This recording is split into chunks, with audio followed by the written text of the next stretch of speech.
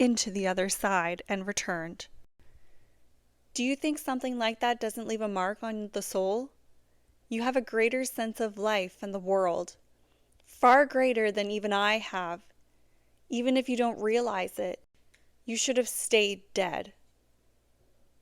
Lissa brushed death to bring you back and bound you to her forever. You were actually in its embrace, and some part of you will always remember that. Always fight to cling to life and experience all it has. That's why you're so reckless in the things you do. You don't hold back your feelings, your passion, your anger. It makes you remarkable. It makes you dangerous. Hi, friends. Welcome to Beyond the Pages with Savannah and Sarah. Um, Before we begin, this is your spoiler warning. There will be spoilers for this book. This book came out in 2007, has been made into a TV show, so sorry, not sorry. Also, we need to give a trigger warning. This book contains content related to self-harm and depression. If you or someone you know is struggling with depression or thoughts of self-harm, please reach out to your local mental health helpline. Here in PEI, the number is 1-833-553-6983 or go to princeedwardisland.ca/MHA. Thank you, Sarah. So this book, I can't honestly remember if you told them which book we're doing. No, I didn't. We read Vampire Academy by Richelle Mead. But you did mention that this book came out in 2007. Yeah, this book has been out for a while. It's a little different than our other books that we've read, which have all come out in the last, say, 5 years. Yeah, but it's kind of like the first type of story that started us on the path of vampires and witches and werewolves. Yeah, this would have came out around the same time Twilight came out and like Vampire Diaries. I read this back in 2007 or 2008, really, or whenever, and at the time I absolutely loved it. I have every single one of the books. I remember reading them, and I loved it. I didn't read the books in 2000s. This was the first time I read the first one. I will say now, I probably will not read the rest of the series. I'm just finishing a huge series, the 14-book Wheel of Time series. I'm on the last book finally, so I'm not ready to dive into another great big world. Lots of books in a series. To be honest, reading it this time around, I don't think I would read the rest of them again either, only because I feel like the audience for this book is actually a lot younger. Oh, absolutely. This is a book that was essentially meant for our age group when it came out. Exactly. Which we are now 20 years later and yeah, a lot older. But for the time that it came out, and if you do have, younger readers in your household, or if there's a younger reader listening, thinking about they want to kind of get into this type of novel, this is definitely a great book to start with. Yeah, it is. And it doesn't have quite as many toxic relationships as Twilight. Or Vampire Diaries, for that matter. Or literally any vampire book you read now. Yeah, pretty much. Okay, so let's get into the content of this book. We're first introduced to our two female main characters, Rose and Lissa, who are teenagers. They're about 16 or 17, I guess. And Rose is what is known as a dampire. I think that's how it's pronounced. They are kind of human, they're half human, half vampire is what they are. And then Lissa, sorry, is a Moroi, which is a good vampire, though they are not immortal like typical vampires are. So we're going to refer to the Moroi as good vampires because there is another group of bad vampires that are the Sagoi. And unfortunately, we're gonna butcher those names, and probably quite a few of the names of people in this story. Uh, a, a lot of the characters are Russian or of Russian descent, and neither of us are. So we're Yeah. probably gonna screw up As some well as things. the Dehampires are also known as guardians. Yes, we'll refer to them as guardians or cadets. Yeah. So with Rose, her or Rosemarie, and Lissa or I think we Lisa, decided it was Lissa. Lissa, yeah.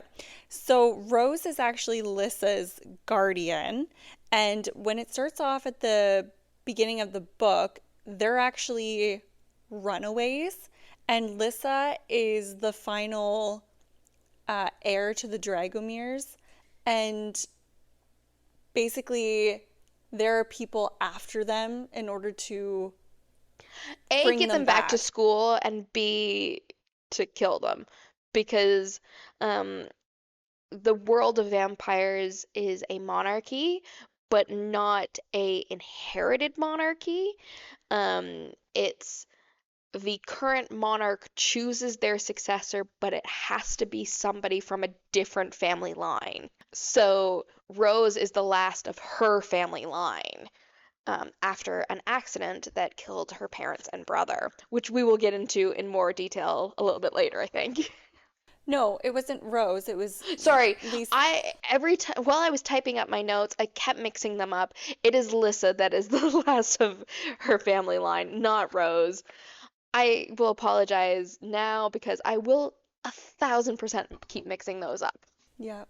Throughout this whole book, that particular scenario keeps popping up. Something about that accident just didn't make sense. Yeah, and it's referred to a lot. So that I think that's why we'll talk about it once we talk about the characters understanding what happened, we will talk about it a Yeah. bit more. So, like Savannah said, when we're first introduced to the characters, they are runaways, and a group of guardians show up and bring them back to school. So, do you want to talk about what happens when they first get back to school? So basically, when they first get back to school, we're actually introduced to a couple of one extra main character and a couple of side characters. The main character is Dmitry Belikov, and he's this Russian guardian. He's 24 years old. He's got brown hair down to his shoulders, and he is basically a A badass. badass. He's referred to, I think, as a badass god, is what I think he's referred to as a couple times. Yeah, Or a kick-ass god, or something like that. but Dimitri basically sends them up to the headmistress's office now that they're back at school, and her name was Kurova. Kurova or something like that. I didn't Yeah, even write her name down because I was going to refer to her as the headmistress. the headmistress. That is who she is. But they do revert to the headmistress quite a bit in this book as well. She's a side character, but she's in it quite a bit, as well as Prince Victor Dashkov, Yes. aka Lissa's somewhat uncle. Yeah, so it seems that the Dragomirs and the Dashkovs are distantly related, but closer related than any of the other royal families. So Victor is the closest thing that Lissa has to family left. Yeah. Anyways, during this time, they're trying to decide what to do with Rose and Lissa, and essentially they're just going to send them back to school. They need to finish their training, but something about Rose and Lissa is that they actually have a bond that at first nobody really notices until Dimitri is like, they have a bond. Rose can essentially feel all of Lissa's emotions and understand all of Lissa's needs. And she can get inside of her head. Rose can get inside of Lissa's head, so she can actually see through Lissa's eyes, essentially. Yeah. But at the same time, the headmistress is like, I don't really care. You can't be her guardian. You need to go to class. You're still a student. You don't get a choice. So then Dimitri is assigned as Lissa's guardian, but because Rose is so far behind in her studies, she is forced to take extra classes or training exercises with Dimitri in order to be able to pass in the fall or the spring. The end of the year. Yeah. So also, Rose is put essentially on probation because before they left, she was involved in an incident with another student, which we learn what happened later on in the book. But she was already on the verge of being expelled when they ran away. So she's essentially put on probation. She's on lockdown. She's only allowed to go to classes and church and her dorm. That's about it. So that's also part of why Dimitri is made the guardian for Lissa, because Rose can't be around her all the time. And this causes some discomfort for Rose and Lissa because they're used to being by each other's side 24/7 for the last like 2 years. But they have to get around it. Also, when they get back, when they start interacting with the other students that were their friends, they're bottom of the barrel. No one wants to talk to them, and they've lost all their popularity, but also they don't want to be in the same position they were in when they left, because they were really popular, but they have some secrets now that they need to keep. And so they're trying to stay out of the spotlight. They kind of make friends with Victor's daughter, Natalie, who is the same age as them and is kind of an outcast, but she's also sweet and kind to There's them. also a boy, Mason.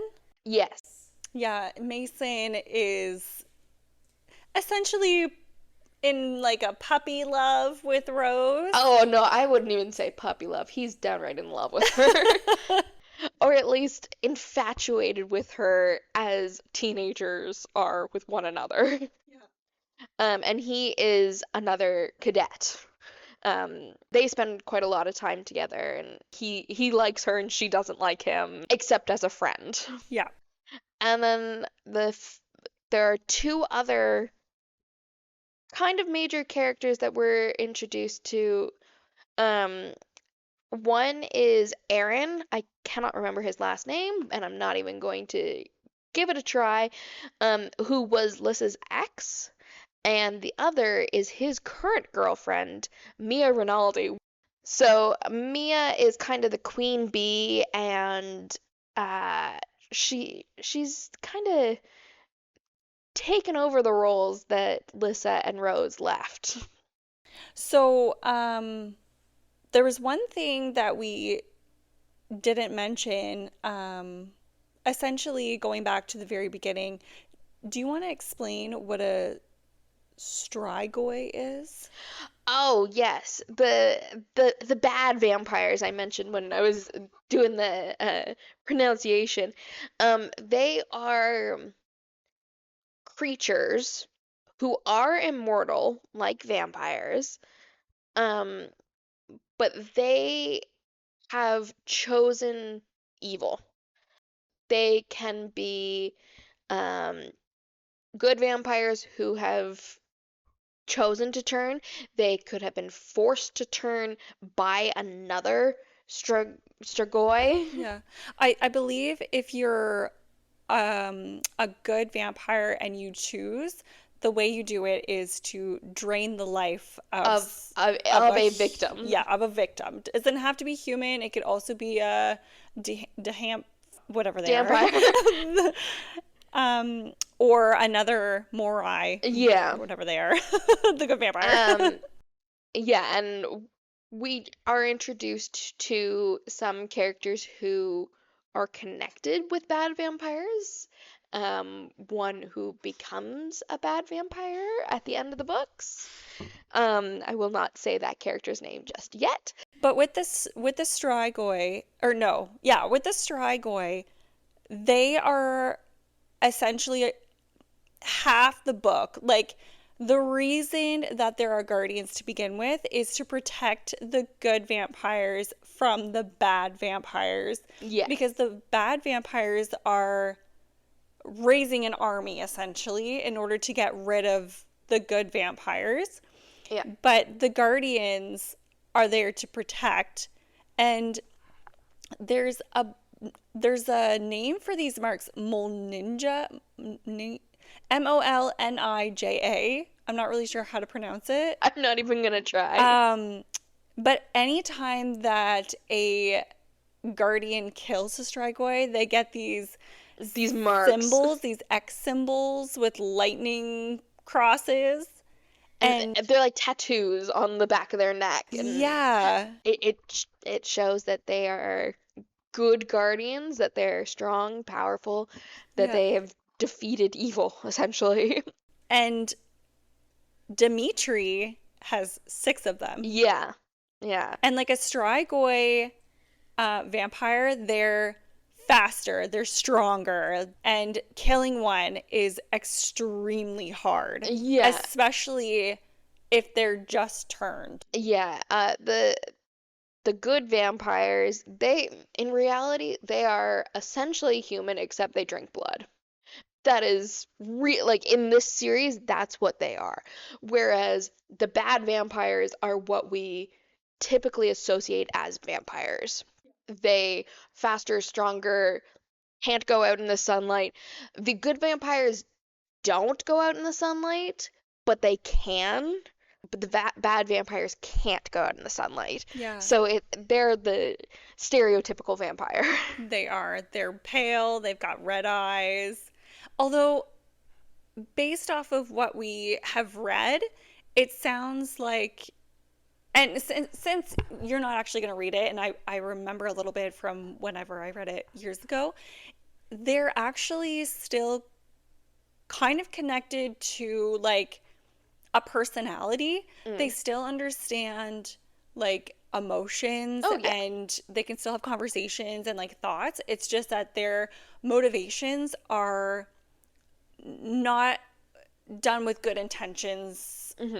And they can often do things based on the fact that they have a bloodlust. Yeah. So. Okay, so they're back at the school.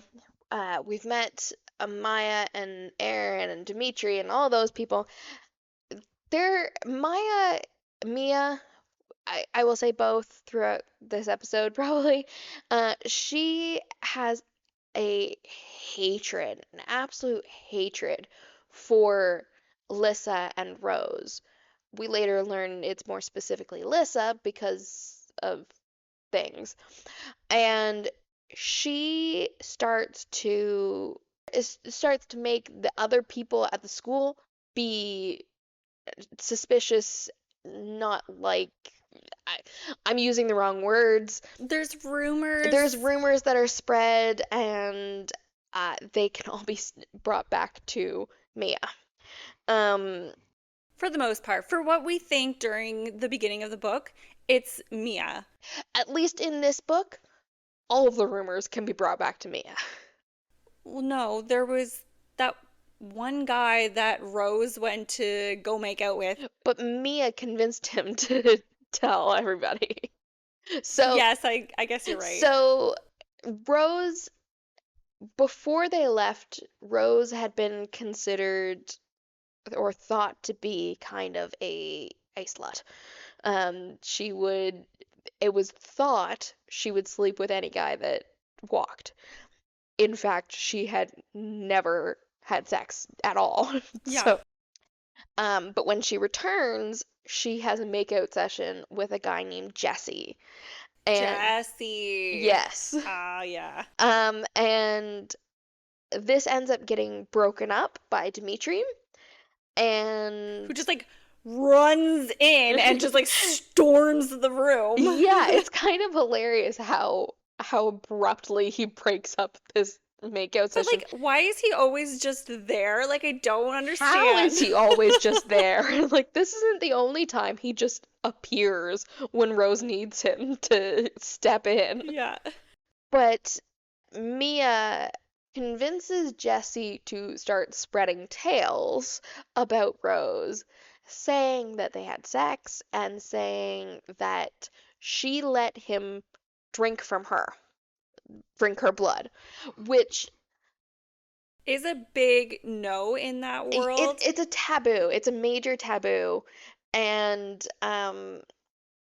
this comes from rumors that Rose let Lissa drink from her when they were runaways, which was true, but they didn't want it's one of the secrets they had that they didn't want spread around. Yeah.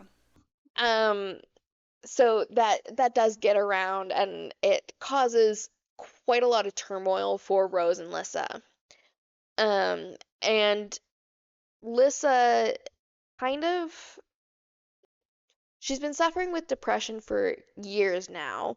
Um, and one of her ways that she kind of gets away and like separates herself is to go and hide out in the attic of the church on campus, Yeah. where she becomes reacquainted with Christian. Christian or Ozera. Ozera? Yeah, Christian Ozera. He's like the dark, broody male who just sits in the corner and watches everyone. Yeah, because he's an outcast as well, because his parents decided they changed and they became Strigoi and then tried to change him. But his aunt stopped them essentially, And and guardians stopped and him. that's one part in the book that kind of gives you the impression that the Strigoi are not always like bad. Like they have feelings, like and like intentions, like they have a family. Hmm. And like I, Christian I mean, loved his family, but unfortunately they didn't have the same values because he was still not a vampire. He didn't have he that he same was he was outlook. he was the good guy. He was a good vampire. And his parents tried to change him. But it still affected his life when the Guardians came in and essentially murdered his parents. Absolutely. And yeah, I think he does say, I think one of the things he actually says is the Guardians murdered my parents. Yeah, they were bad guys, but they were still my parents. And And that's one thing that Christian and Lissa actually connect on. yeah, they've both lost their parents and both rather seriously tragically lost their parents. Um, and at first, Lissa is cautious around Christian because he does have this Stigma. stigma around him that she doesn't want to get involved with. But she learns that he's a softie at heart, as is kind of the cliche. But in the background, there's always Rose, Yeah. who thinks she knows best for Lissa most of the time.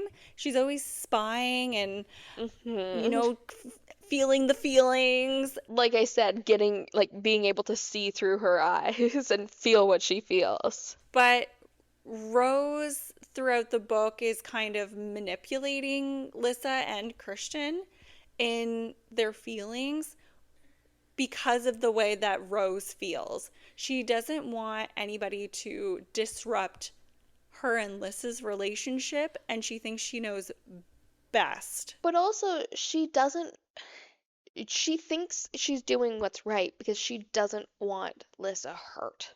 Absolutely. She thinks she's doing what's right, but What she doesn't realize is Christian is what's right for Lissa. Yeah. At least in this book. I don't know if they end up together in the whole series.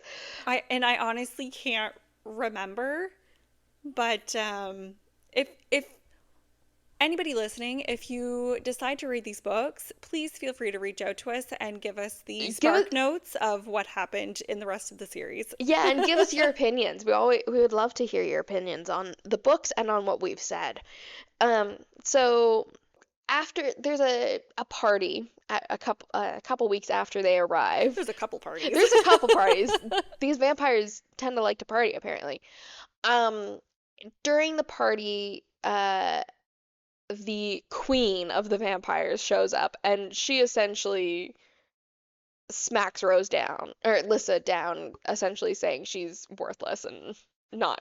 Despite the fact that she's the heir to the Yeah, Dragomirs. yeah. And honestly, probably gonna be the next queen because that's what was probably gonna happen anyway. Um, During that party, Lissa runs off. Rose follows her and they talk, and then I can't remember why, but Rose has to leave. And as she's leaving, Christian comes in and or tries to enter stage right.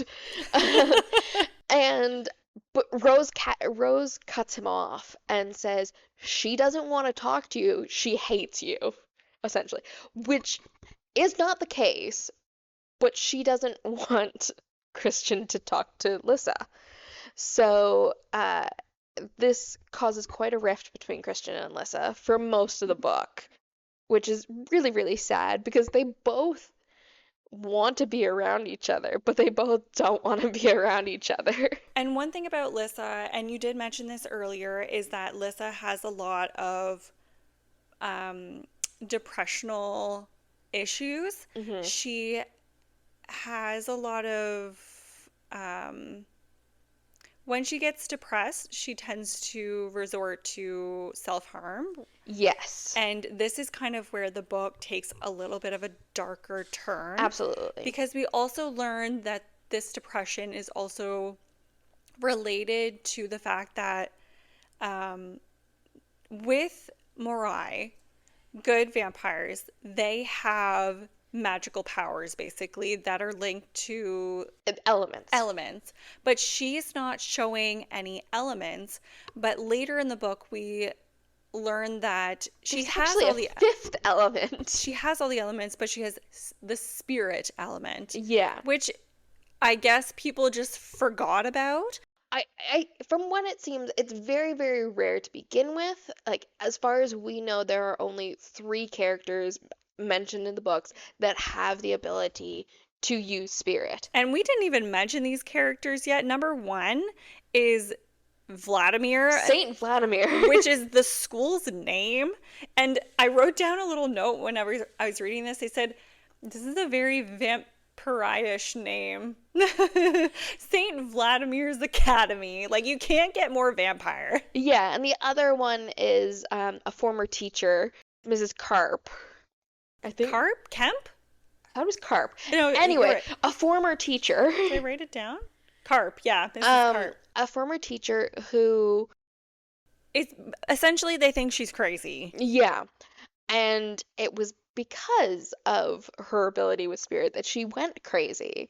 And with spirit, essentially you can heal creatures, and when you heal them, it takes a piece of your soul. Yeah. So you can heal, they have the ability to heal others and animals if they so choose. Yeah. And they also have incredibly strong compulsion powers. Yeah. Most vampires, good vampires, can use some level of compulsion over humans, like normal humans. But those who can use spirit have the ability to use compulsion over other vampires and the guardians and cadets, which is not exactly allowed. But Lissa uses that to her advantage. Oh yeah, for a lot. A good portion of the book, which makes her depression, her delirium Yeah, it makes it state, like worse. worse. And not only that, people are trying to sabotage her throughout the book. That Yes. makes it even more concerning. Yeah, so on 3 separate occasions Yeah, after they return to school, where a mostly dead or completely dead animal is found in Lissa's room. yeah. The first one was a fox. Hmm. The second one was a rabbit, and then a mourning dove. And then, so before they had left, there had been an incident with a raven as well, Yeah. which Miss Carp had seen and told Rose and Lissa, don't tell anybody you can do this. So because Lissa can heal things, she healed that raven. She did not heal any of the animals after they came back, though she tried with the dove. Hmm. It essentially calls to her. Like she almost can't avoid Yeah, not healing the creatures. yeah. But in her mind, she knows if I heal this, then Rose is going to be upset with me. But there are incidents at the school where Rose gets in trouble as well, Hmm. and she does use her powers Yeah. on Rose.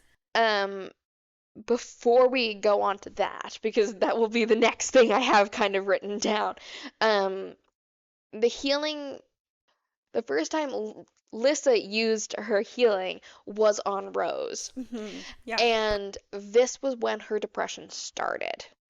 We learned through the series, or through the book, that, like you said, it takes a little piece of their soul to heal a creature. And this is also, it also makes their emotions so much more heightened because they can't control what they're doing at that point. This brings us back to that accident that we talked about Hmm. at the very beginning. Unfortunately, there was an accident where Lissa lost her brother and her two parents. And we learned throughout the book that technically she also lost Rose, but when she healed Rose, she healed her from death, Yeah, and this created their bond. yeah, And throughout the book, we're trying to figure out what the term shadow kissed means. And this is what it means. It means that she was brought back from the brink of death, and now their bond is from that moment in time. yeah. So Saint Vladimir had they learned that Saint Vladimir had a companion who was referred to as Anna the Shadow Kissed, Yep. or Shadow Kissed Anna. And Rose is like, what does this mean? Because everything that seems to have gone on between Anna and Saint Vladimir seems to be what's going on between me and Lissa. And it's like, what does this mean? And we do learn in the end what it actually means. And the quote that Savannah read at the beginning is Rose learning what it means in full. Yeah. About 3/4 of the way through the book, um, Rose has kind of gotten on the good side of the headmistress, and Rose and Lissa are invited to go to the mall with Natalie and her father, Prince Victor, and there are 3 guardians that go with them, Dimitri and 2 of Victor's guardians. And Dimitri thinks this is going to be a good chance for Rose to get some field experience with supervision as opposed to being on the run and not knowing what they're doing, really. Um, so this all goes well, but when they get back, something happens. Rose is jumping on the benches, walking across the benches, kind of excited that everything went well, and one of the benches breaks, and she falls and is screaming. She's unconscious for most of this, or nearly unconscious. She's screaming. She's taken to the school's infirmary where suddenly she stops screaming as soon as Rose touches her. No, as soon as Lissa touches her. Lissa's, oh my goodness, I am so sorry. Yes, as soon as Lissa touches her, she stops. And this is because Lissa has healed her again, healed her potentially broken ankle. I'm pretty sure it was broken because they did say that Rose Yeah. could hear that her ankle had broken, but everybody was like, there's nothing wrong with your There's ankle. nothing wrong with her ankle. And they had to extract her from the bench. Like, that's the terms they used. Like, it wasn't just she fell on the ground and Yeah. her ankle was broken. She had to be, like, they had to dismantle the bench that she Yeah. fell on. Unfortunately, this is also the same scene or chapter where Lissa essentially goes a little crazy. Like she can't handle all of the emotions. Yeah, she can't handle all the emotions because she has used her healing power and because Rose was hurt and Yeah. Stuff with Maya or Mia was screwy and And Rose made the decision that it's time to tell somebody about Lissa's issues.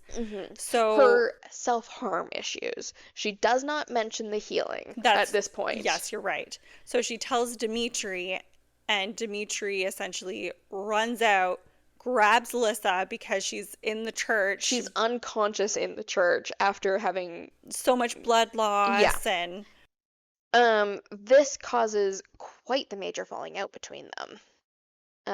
Where between Lissa and Rose, because Lissa did not want Rose to tell anybody anything. So for a couple chapters, they aren't speaking to one another. That being said, though, this doesn't last very long. I found certain parts of this book skip major opportunities. It just skips to the next part, basically. Which, the next part, when they aren't friends, but they've kind of gotten past some of their issues, is the winter ball, or winter dance, or whatever, I can't remember exactly what it's called. At this event, before this event, we'll actually skip back a minute. After Rose broke her ankle and was in the hospital, she was given at least one gift from Victor, which was a diamond encrusted rose necklace, which she had been looking at when they had been at the mall, but it had been crazy expensive, and so neither her nor Lissa had bought it. And I know you're not going to mention it, but I'm going to mention it because it's just so cute that Dimitri also got her a gift. I couldn't remember what Dimitri's gift was. That's why I wasn't going to mention it. It was her lip balm. Oh, right. It was. She was running out of her lip gloss and he got her more. Right. That was it. It was just a sweet little thing. It was so cute. More importantly was this necklace.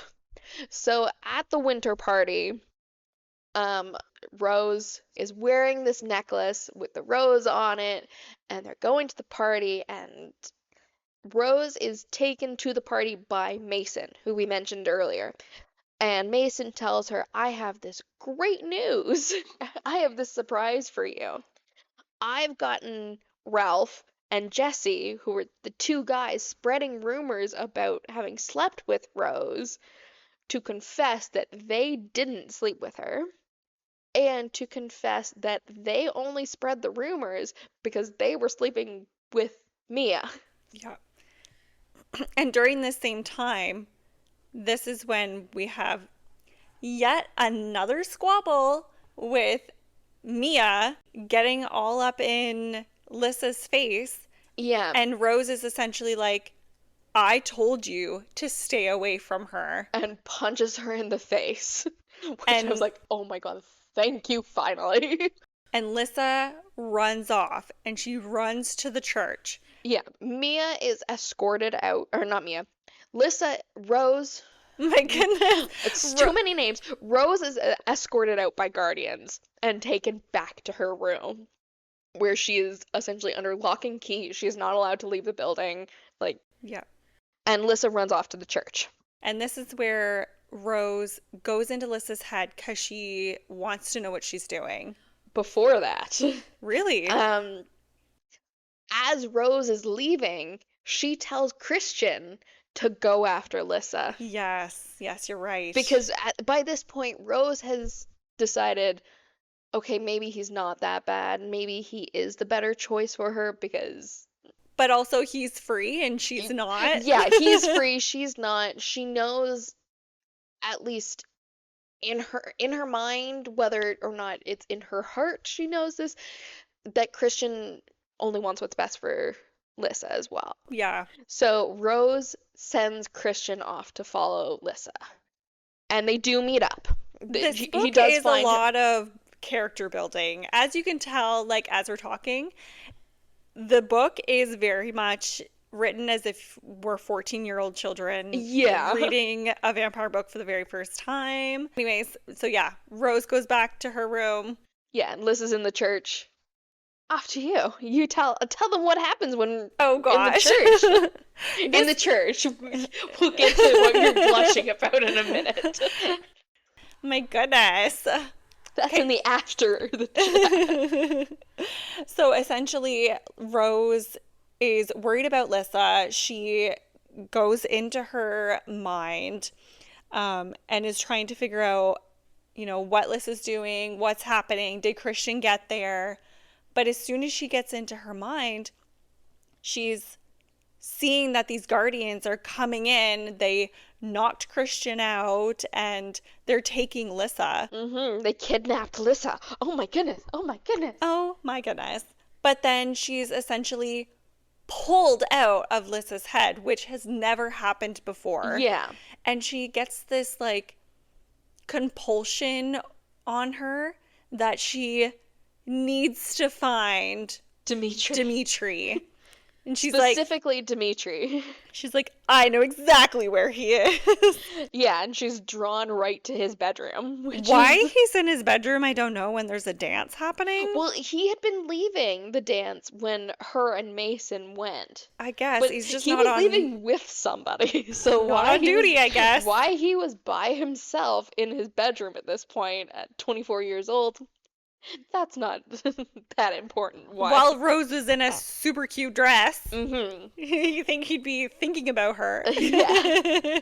But anyways, yeah, Rose finds her way to his bedroom door and is pounding on this door. And I need help for Lissa. I need help for Lissa. Until she sees him. Yeah, he swings the door open and he's just like shirtless and gorgeous. Only wearing pajama pants. And all of a sudden, the thought of Lissa being in danger is out of her head. She's like, why am I here? Something to do with Lissa, but I can't remember. Why are you wearing no shirt? I need to kiss you. Yes. And as soon as she touches him, just her hand, he is also suddenly compelled to do her. So they ended up more PG. They're really just like making out. They make out. She ends up mostly naked, but he still has his clothes on, and he goes to take off her necklace, which she's still wearing. She's lost her dress, but she's still wearing the necklace. He takes off the necklace, and suddenly something prickles in her mind. She starts to remember something about Lissa. And he can see it in her eyes that something's changed because he realizes that it's the necklace. And he throws the necklace out the window. And breaks the spell. And the spell is broken immediately. And they're like, shit, Lissa's in trouble. She's been kidnapped. Now, this is a part that just doesn't make sense to me. Mm. When they are trying to go after Lissa, you know how it takes Rose so much concentration to get into Lissa's head? How is she constantly going in and out of her head in order to figure out where she's going? Well, I think it goes back to, we find out early on that she gets pulled into Lissa's mind. Rose gets pulled into Lissa's mind when her emotions are really high. But then she has a hard time getting back out. So how is Yes, she relaying all this information? I don't know. But they end up convincing the headmistress and a whole bunch of guardians that they need to go after Lissa, and Rose needs to go with them because Rose can see into Lissa's mind. They end up tracking her down to a cabin in the middle of the woods where she is being held prisoner by the one and only Prince Victor. So Prince Victor has this disease. I forgot to write it down. It's some random type of disease where it's essentially killing him. Yeah. And he wants Lissa to heal him. Hmm. The thing is, he needs constant healing. Yes, because her healing for acute injury or acute problems, things that are happen and then they're fixed. So injuries, for example, only require one healing, Like a broken bone. like a broken bone. But chronic problems, like a chronic disease, like he faces, he needs repeated healings. So he's kidnapped her to repeatedly heal him. Right. And again, the timeline just doesn't make sense Yeah. because Dimitri is driving so fast that they're only 20 minutes behind them. Yeah. But within this 20 minutes of them still driving, they have parked, gotten out of the car, gone into the cabin, had a full conversation, and She's been tortured. And she healed him. And yet they're still not there. And then eventually they get there. All the guardians have gone into the woods. I don't know where they are, but somehow they haven't made it to the cabin. Yeah. I think they say they parked like a quarter mile away. But how did Lissa escape her prison through a window? None of the guardians saw her do it. Yeah. And yet Rose managed to run into the forest. Rose and Christian. And Christian. Yeah, he just like jumped into the back and completely stowaway. Completely concussed. And Rose mentions, aren't you supposed to have a concussion or something? He stowed away, and the two of them go after Rose because Lissa has gotten out of the cabin, out of a window because no one was watching her for some reason. No, somebody was watching her. She compelled one of the Oh, guards. yes. Only one person was watching her. One guard? And she compelled him and essentially said, "Look away." And she hopped out a window and ran into the woods because that makes sense. But when Rose and Christian find Lissa in the woods, she is surrounded by creatures called, I believe they're called Psy-wolves. Psyhounds? Psyhounds or Psy-wolves.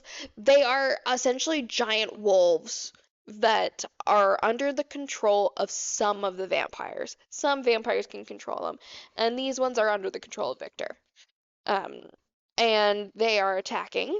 They're attacking Lissa, and Rose does an admirable job fighting them off, and Christian tries to help. He's not exactly great, but he tries to help.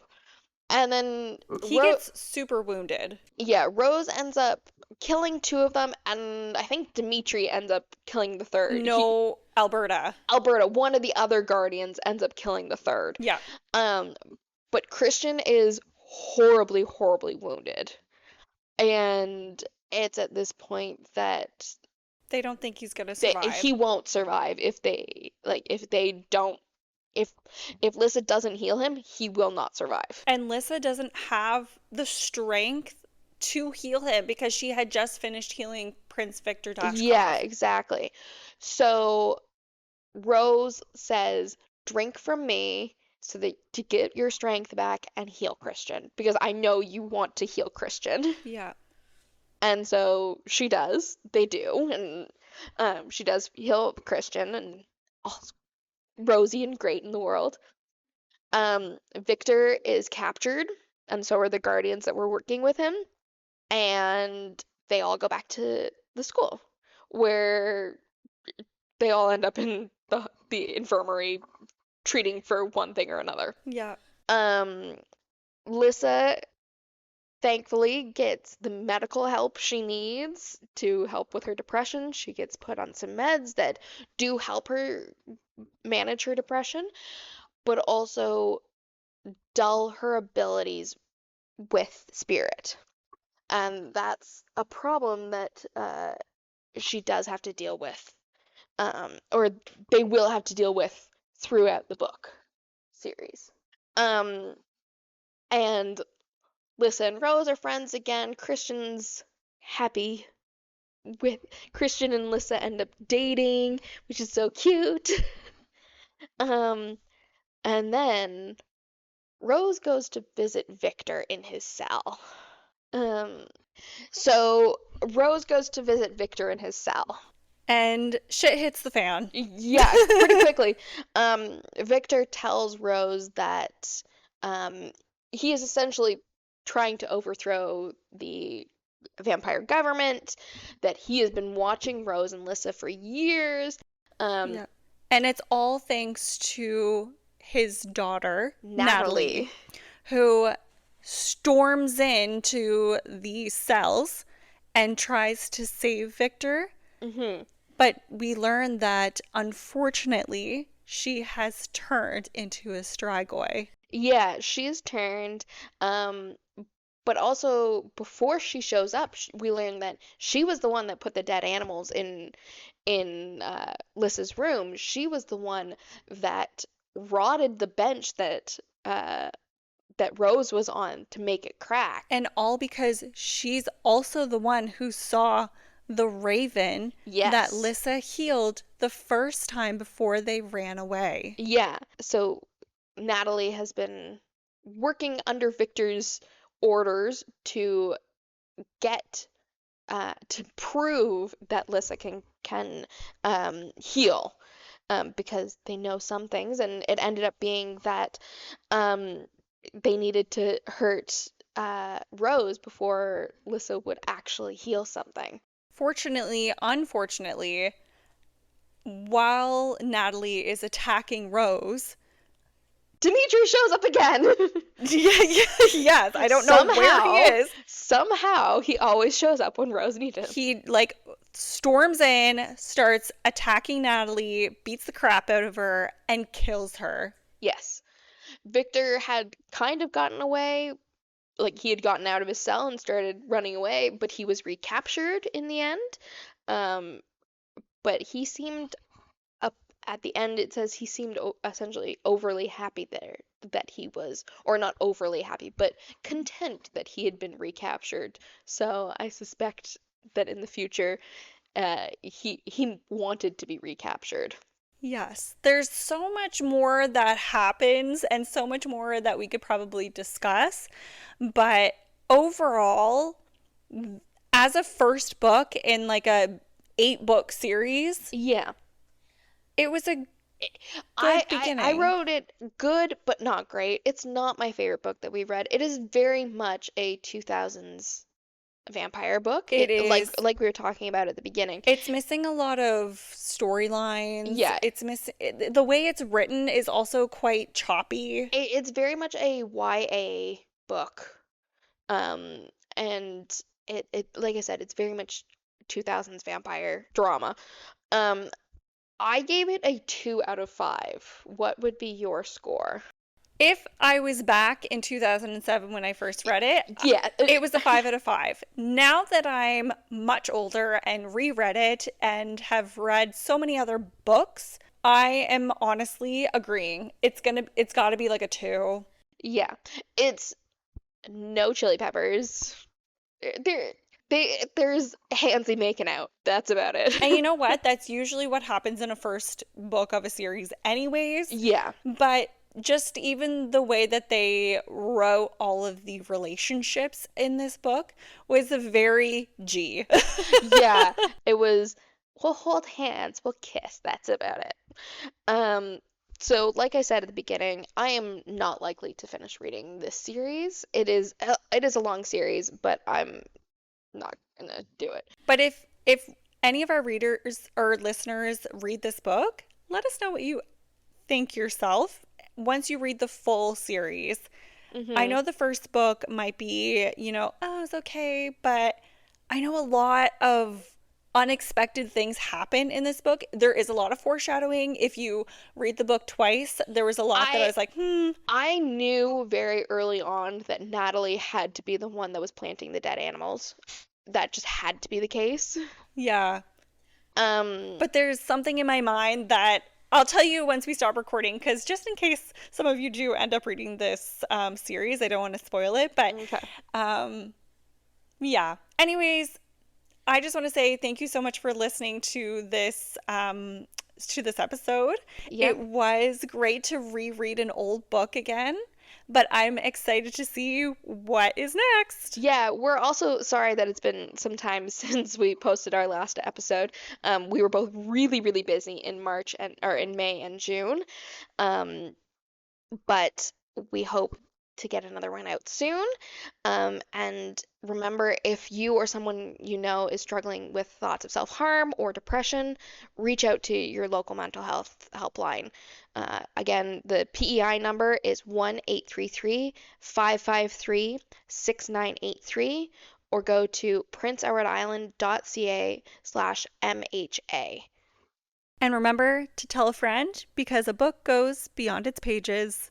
Bye! Bye!